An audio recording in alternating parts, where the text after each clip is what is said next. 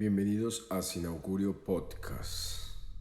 Primero, quiero agradecerte por permitirme llegar hasta tus oídos con estos mitos y leyendas.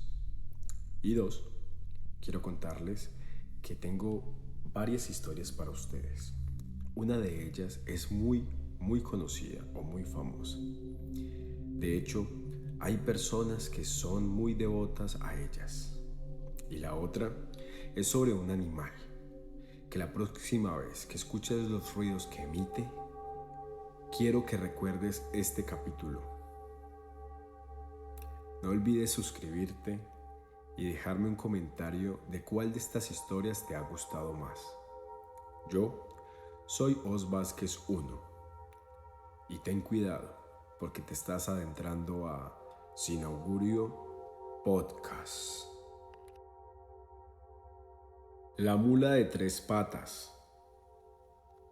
Mito de origen paisa. Cuando después de las 11 de la noche se escuchaba por los empedrados de las calles de muchos pueblos de Antioquia el caminar de una mula, pero con tres patas. Dos asentaban en el suelo y la otra quedaba en el aire. La mula de esta historia no era negra, era de color alazán y llevaba un cabezal de oro, una enjalma plateada, un freno con perlas preciosas y los cascos de las patas le brillaban como si fueran de oro. Los que la vieron salieron a perseguirla porque decían que era la mula rica y que con ella podían hacer pactos y cambiar el alma por oro y plata. Pero nunca volvieron para contar el cuento. La mula era el mismo Lucifer y se los llevaba en cuerpo y alma a pagar su codicia al patio de los infiernos. Esta mula fue de los mitos más famosos entre los arrieros, que contaban en medio de carcajadas, tragos, mujeres y tapapinches, así más luego tuvieran que agarrar loma arriba con su recua de mulas cargadas de café. La caja mortuoria ambulante. Se decía en aquellos días que en la calle que unía la iglesia del pueblo de Higuerón con su cementerio, se veía muchas veces, especialmente en el mes de noviembre, consagrado a las ánimas del purgatorio, un cortejo fúnebre que llevaba un ataúd de color negro con agarraderas a los lados. Era conducido en una camilla de palos rústicos de color caoba, en el cual llevaban al muerto al parecer muy pesado, porque iban muy despacio y porque además pujaban mucho los que lo llevaban. Detrás de ellos iban cuatro señoras de vestido negro llorando y al final un esqueleto, el cual llevaba una vela encendida. El cortejo se veía hasta perderse en la carretera. Otros se lo encontraron camino cercano al cementerio, cerca de la casa de una familia de donde había una hilera de frondosos palos de sámano. A nadie le hizo nada este espanto, pero producía un escalofrío en todo el cuerpo, desmayos, atrancamientos. No confundirlo con el guando. También dicen, se podía ver cuando se venía de acompañar a un enfermo grave, ya tarde de la noche. Eso era preciso que al otro día se moría la persona, o algún familiar amanecía enfermo, o algo pasaba. Aún quedan dos historias por contar. Vienen, yo creo que las más famosas de esta recopilación.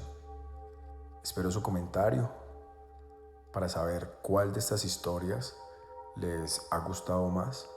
Recuerden suscribirse. Me encuentran en redes sociales como @osvasquez1 y @sinaugurioficial. Continuemos. Las ánimas benditas del purgatorio. Se acercaba el mes de noviembre y se empezaba a pensar en ellas.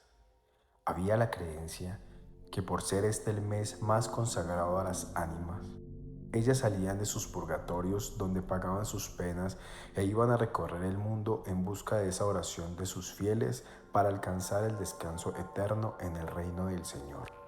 Se dice que el mes de noviembre se ven salir del cementerio una procesión de ánimas benditas, totalmente de blanco y con camándulas en la mano. Iban rezando y entonando el Santo Rosario. Las ánimas de mayor edad llevan en sus manos huesudas una vela encendida con llamitas de color azul que les ilumina el camino y les alumbra el rostro, que no es más que una calavera. Luego recorren el camino y calles del pueblo y van caminando por el aire. A su paso se siente un frío inmenso como de muerto. Aúllan los perros, se inquietan los animales y la noche se torna muy oscura. Al verlas pasar hay que decir 3 veces: ánimas benditas del purgatorio, ¿quién las pudiera aliviar? Que Dios las saque de penas y las lleve a descansar. Y así todo vuelve a ser silencio y calma. Son muy milagrosas. Su devoción y su fe en ellas a muchas personas le ha servido para cumplirles ayudas en caso de apremiante necesidad. En los campos se cree mucho en ellas. La niña mimada. También como los anteriores, es un espanto de la clase alta, porque solo aparecía en las casas de los ricos o de aquellos que tenían una buena posición social. Muy de vez en cuando se dejaba ver, y cuando lo hacía aparecía después de las 10 de la noche y rondaba por los jardines de las casonas añejas y de corte colonial. Era un espanto de corte angelical, pues se veía una niña de aproximadamente unos 13 años vestida de un traje rosado, de trenzas que le caían a su cintura, y que llevaba una muñeca entre sus brazos. Andaba casi por el aire, pero despacio, como escudriñando entre las matas de los jardines algo que se le hubiera perdido. Luego subía por las escaleras, rondaba por las alcobas y sin decir nada volvía a salir de los aposentos. A veces se le podía escuchar un murmullo en sus labios sin poder descifrar lo que expresaba. Este espanto era de los llamados también espantos fríos, porque cuando se aproxima en sus apariciones se envolvía un manto de niebla.